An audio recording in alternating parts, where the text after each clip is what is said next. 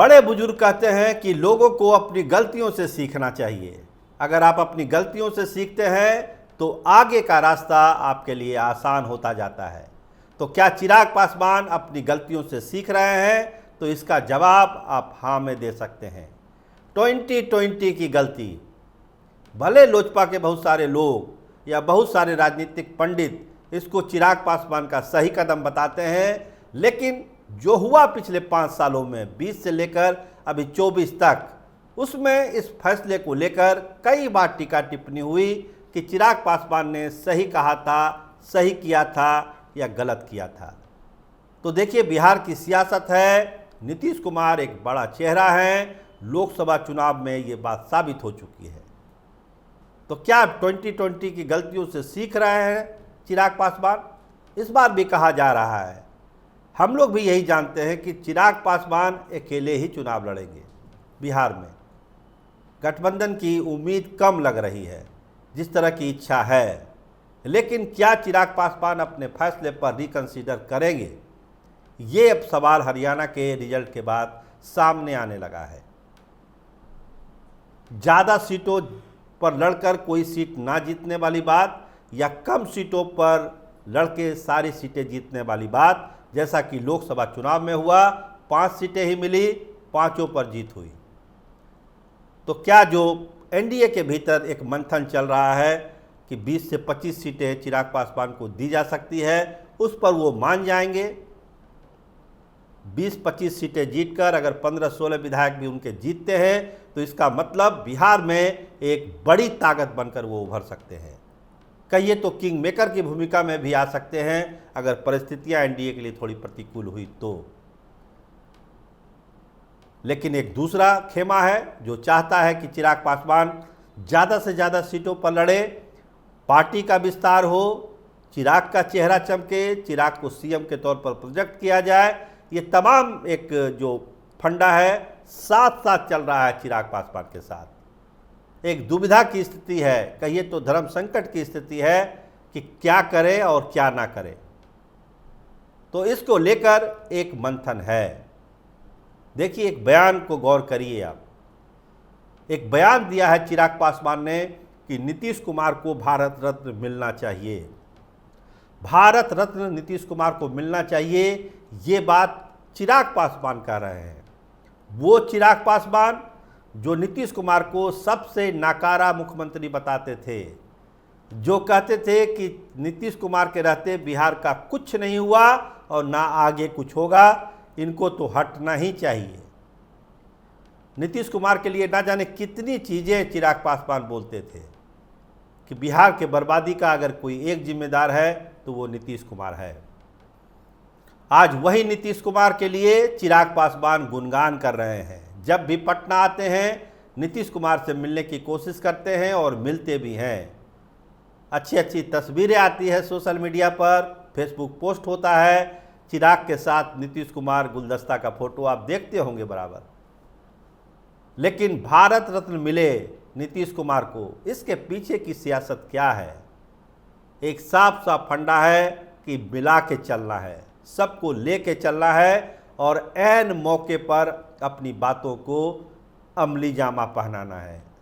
शुरुआत से ही ऐसा ना लगे कि चिराग पासवान किसी का विरोध कर रहा है, चाहे वो भाजपा हो, चाहे वो नीतीश कुमार हो, जीतन राम मांझी हो या उपेंद्र कुशवाहा हो।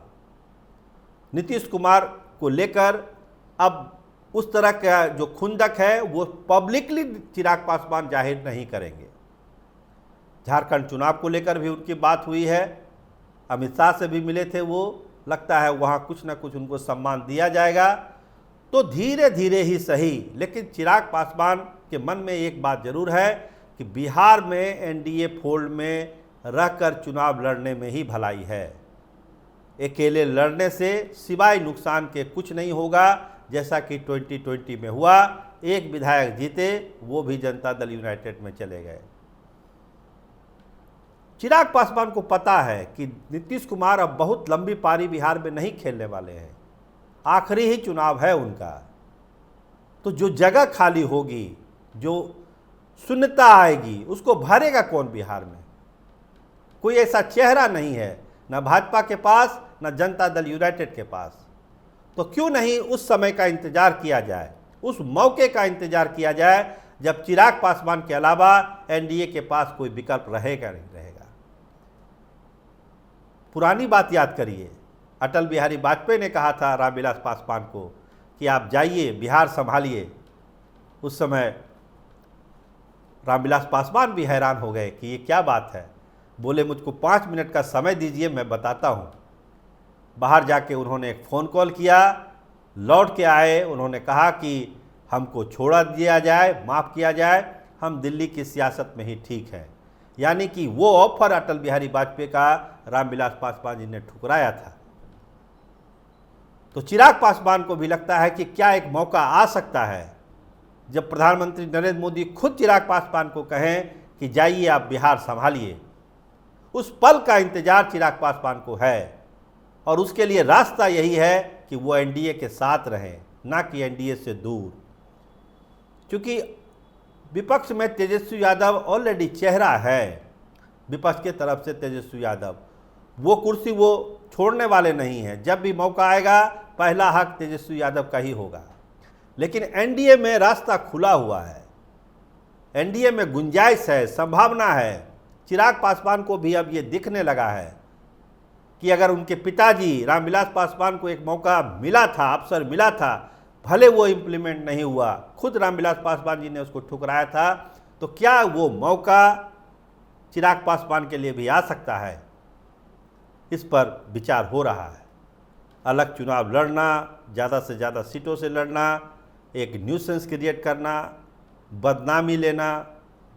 क्या कहा जाता है कि ज़्यादा से ज़्यादा सीटों पर लड़ते हैं क्योंकि टिकटों की खरीद बिक्री होती है। एक आरोप लगता है चिराग पासवान पर, चिराग पासवान खंडन करते हैं कि ऐसी कोई बात नहीं है। लेकिन एक परसेप्शन बनाने की कोशिश की जाती है चिराग पासवान को लेकर।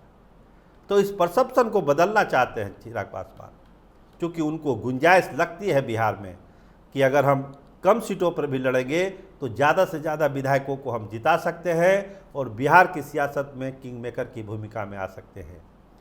इसलिए चिराग पासवान अगर भारत रत्न देने की बात करते हैं नीतीश कुमार को, तो इसके मतलब को समझिए कि झंडी दोनों तरफ से चाहते हैं, नीतीश कुमार के तरफ से भी और भाजपा के तरफ से भी। दोनों को मिला के चलना है, एक बैलेंस बनाना है। लेकिन बात जब सम्मान पर आ जाएगी तब देखा जाएगा। अभी क्या हड़बड़ी है? अभी तो सबको साथ लेके चलना है, सबकी बात सुनना है, सबकी बात करना है, सबको इज्जत देना है, सबको सम्मान करना है। तो यही स्ट्रेटजी लगता है कि अब चिराग पासवान अपना रहे हैं और सबको साथ लेकर चल रहे हैं और उस मौके की तलाश में है जब वो खुद नहीं कहें, जब वो खुद नहीं कहें बल्कि दूसरे लोग कहें, भाजपा के लोग कहें, जनता दल यूनाइटेड के लोग कहें कि चिराग जी अब आप कुर्सी संभालिए, अब आपका वक्त आ चुका, जैसा कि रामविलास जी के लिए कहा गया था। तो उस घड़ी का इंतजार है चिराग पासवान को। 2020 वाली गलती चिराग पासवान दोहराएंगे ऐसा अब लगता नहीं है। लेकिन देखिए आगे समय है, सियासत है, कुछ भी हो सकता है। लेकिन एक सही स्ट्रेटजी में चिराग पासवान ने काम करना शुरू किया है। सबको साथ लेके चलना है, सबकी बात सुनना है और सही वक्त पर सही फैसला लेना है। वो गलती नहीं होगी जो रामविलास पासवान ने की थी, क्योंकि चिराग पासवान को लगता है कि बिहार का सीएम बनने के लिए उनसे बेहतर चेहरा कोई नहीं है। आप देखते रहिए कैपिटल टीवी बिहार। आपका बहुत धन्यवाद, आपका बहुत शुक्रिया।